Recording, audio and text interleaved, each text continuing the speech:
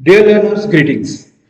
In the next chapter of our series of medicinal chemistry 2, today we will begin with one of the important topic, that is the diuretic. Please understand, the next chapter what we are beginning with is the diuretics. Now in case of diuretics, first we will start with the classification of all the diuretic agents. Got that? After that we will discuss what is the general mechanism of action, and depending on the individual class we will find that what is the mechanism for that particular class. Thereafter, we will discuss the chemistry aspect of that particular drug and the synthesis which are there in the diuretic chapter, that we will see in the synthone style of approach, so that you can come to know that how we are going to synthesize all these drugs. One drug from each class we will try to locate, and that particular drug we will synthesize. And these diuretic drugs are having certain uses, right? So that uses we will also focus on. Right now, coming to the classification of diuretic, before that please understand what the diuretic is, the one which bring about the uresis. That is what increase the production of the urine.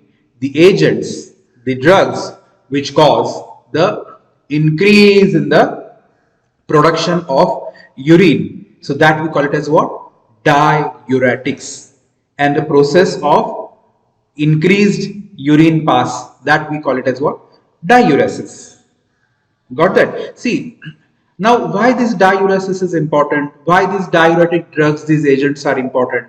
Now you know that the are drugs, there are so many infections, there are so many ailments, we are taking so many drugs, there are majority of the drugs which will pass out through the urine. So to remove the metabolites of these various drugs, we need the diuresis. Some cases there are certain toxins which are generated in the body. These toxins also we need to remove from the body. And how we are going to remove these toxins from the body? Again, we can remove the toxins from the body by the mechanism of diuresis. That is, if we bring about the diuresis effect, diuretic effect, then what will happen? These toxins can be easily removed. Understand? There are certain cases wherein there is a very less urine is passed from the body. In that case, understand? So that case also we require certain agents like these diuretics. See, not only these agents are bringing about the diuresis effect, but also in certain cases, whereas the glaucoma, the intraocular pressure increase, or even in the CHF, that congestive heart failure, the edemas are formed. Understand? That is, these edema is what, again, the accumulation of water in a certain area.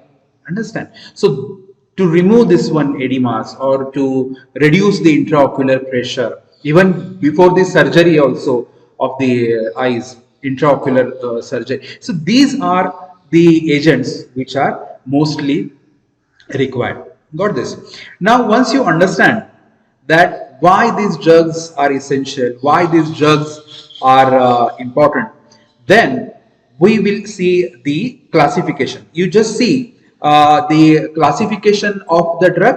Now in case of the classification of the drug, there are the first important class of the drug, that is the high efficiency.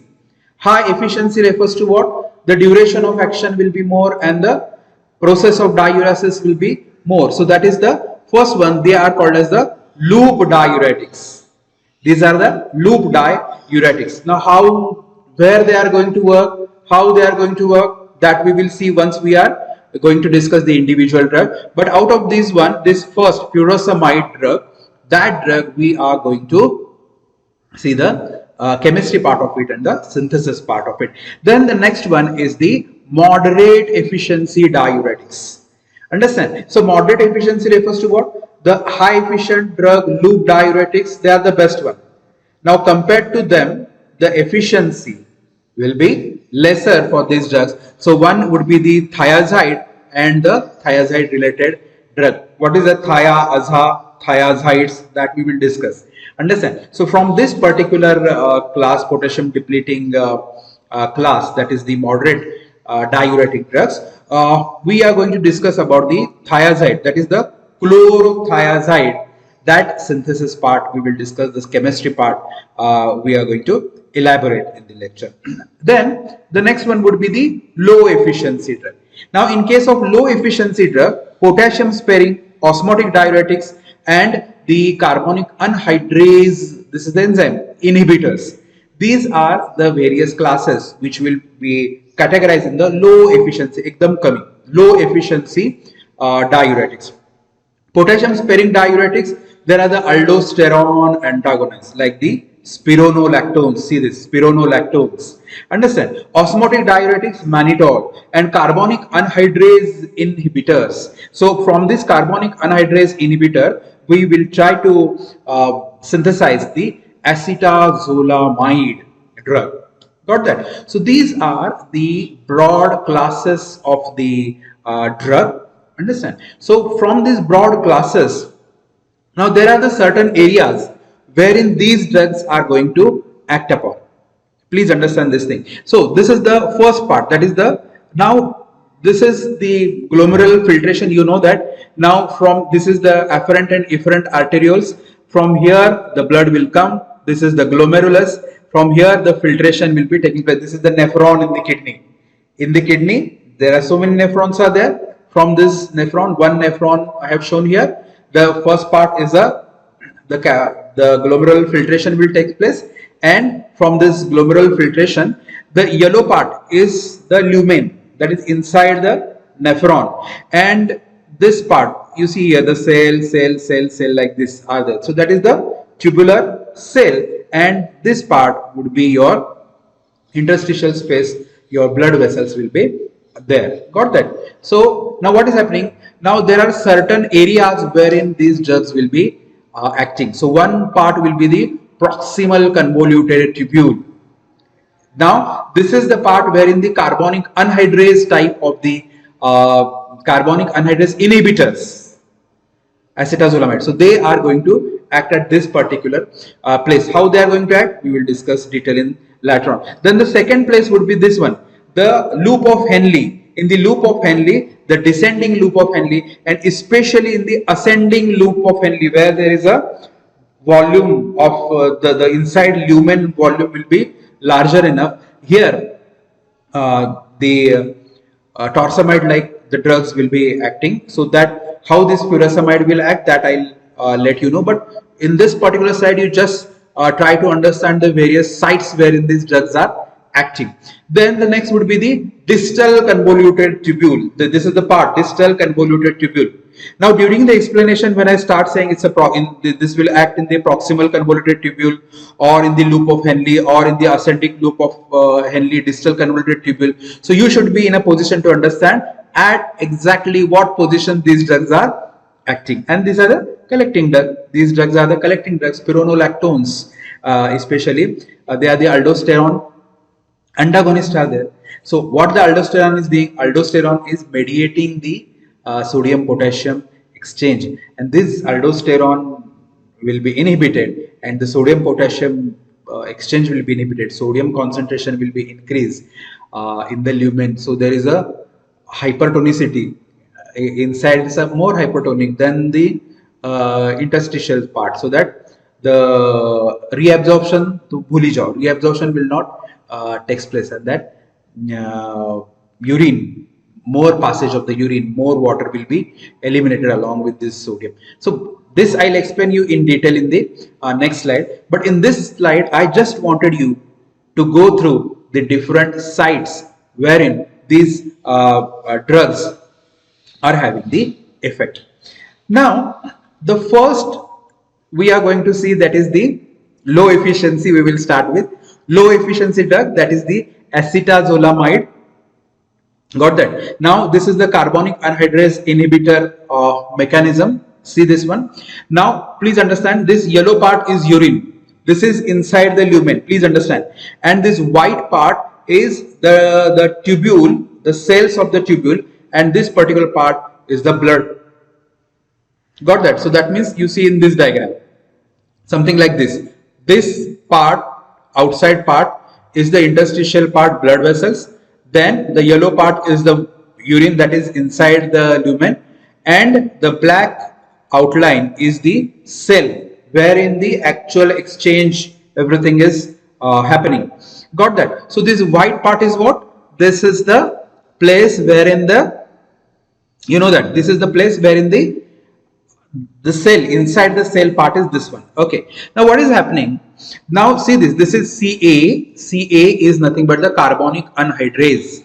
What this is doing, you check this, inside the lumen from H2CO3, carbonic acid, this carbonic acid get bind to this carbonic anhydrase.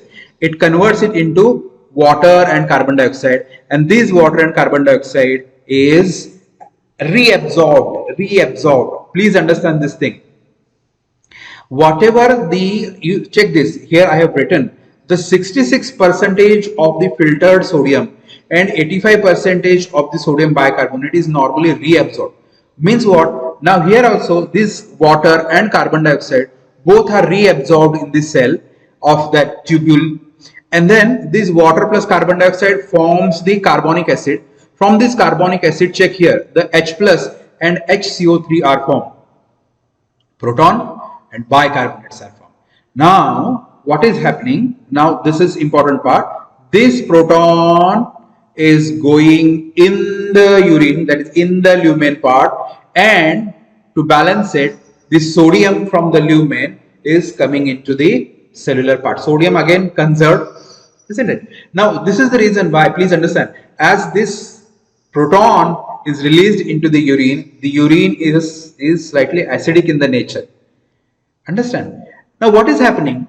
Now because this carbonic anhydrase is inhibited, this carbonic acid will not bind to this carbonic anhydrase. So there is no formation of this H plus and HCO3. So that there will be no exchange of H plus and HCO3. Ultimately, there will be the increased level of sodium in the lumen, increased level of sodium in the urine part. Got that? Now the lumen contains some bicarbonates, and actually this bicarbonate will be reacting with proton to give the that is the carbonic acid, isn't it? This carbonic acid. But instead of this carbonic acid formation, what is happening? This sodium, which is now in the excess, and the bicarbonate, they will form sodium bicarbonate. Now as this is the sodium bicarbonate, now in the lumen the amount of sodium bicarbonate increased. Now to eliminate this sodium bicarbonate you require water, isn't it? Sodium bicarbonate is basic in the nature, so there will be the acid base imbalance will be there, isn't it? Hypertonic solution is there. So that what will happen? The water from here, check this water which is going to get reabsorbed, that reabsorption will not take place because this water is required to maintain the osmoregularity, that is the hypertonic. This is the lumen part is now hypertonic because of this sodium bicarbonate.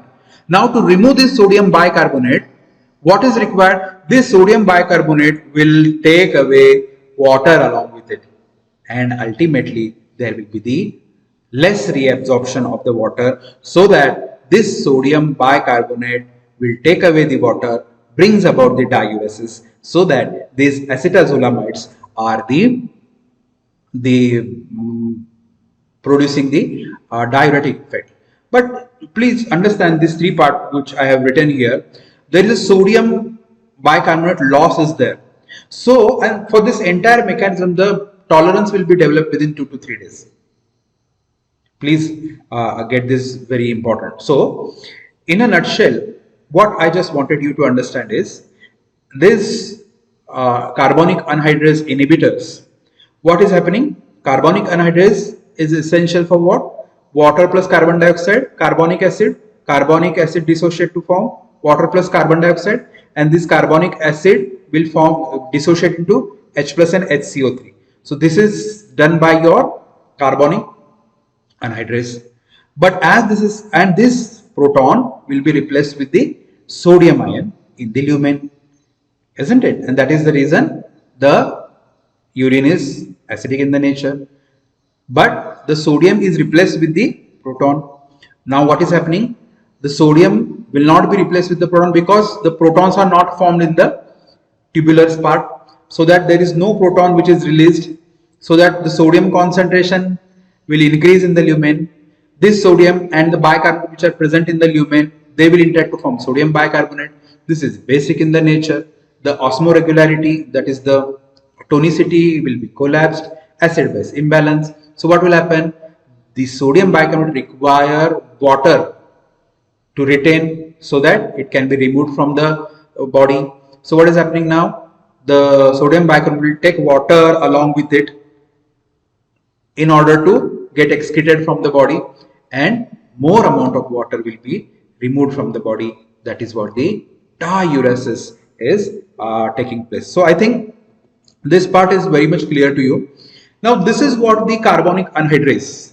Now this enzyme is what? This enzyme is nothing but the carbonic anhydrase. This part is a carbonic anhydrase, and this carbonic anhydrase, please understand, this carbonic anhydrase, I am talking about this enzyme.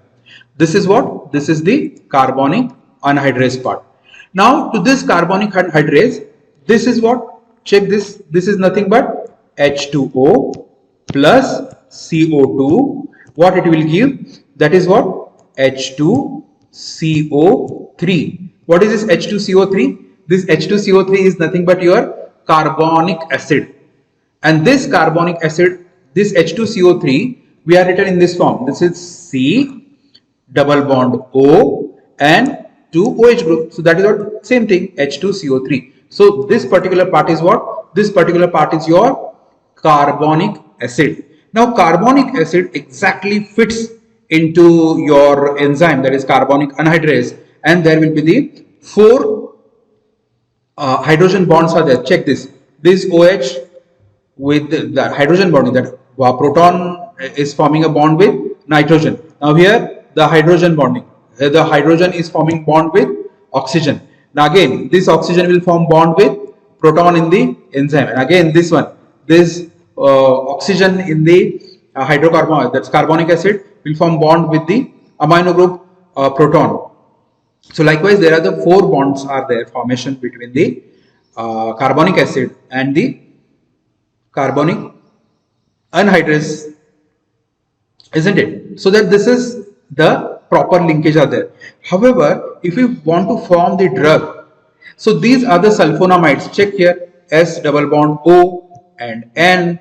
These are what? Sulfonamide. हे ड्रगला आपण sulphonamide म्हणतो. Sulfur with 2 oxygen, that is SO2 and NH2.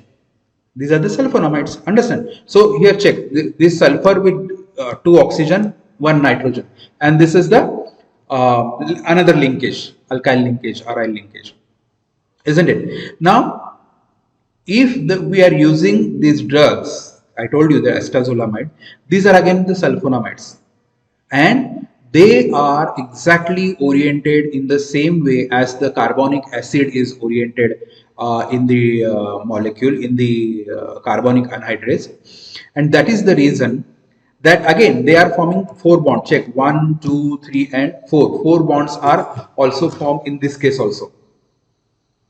What I just wanted you to understand is, from the biochemistry part, this is an enzyme and this is the enzyme inhibitor. So the substrate would be the carbonic acid, but instead of carbonic acid, now what is coming here? Instead of carbonic acid, here is the sulfonamides are there. Now whenever I am talking about the sulfonamide, in case of sulfonamide also, the orientation will be in such a way that the same type of bonds will be formed as that of the substrate, so that this is the competitive inhibition of the enzyme, so that your carbonic anhydrase enzyme is inhibited competitively. As the sulfonamides or drugs are there, the carbonic acid will not form the substrate enzyme complex with the carbonic anhydrase. So that is the reason these sulfonamides, as they block the site wherein the your carbonic acid is going to come and dissociate into water plus HCO2 or dissociate into H plus and HCO3, this dissociation will not take place because of the competitive inhibition of the enzyme. Understand? This is what the mechanism of these drug. In the next part of the lecture, we will discuss about the synthesis part of this acetazolamide. Thank you.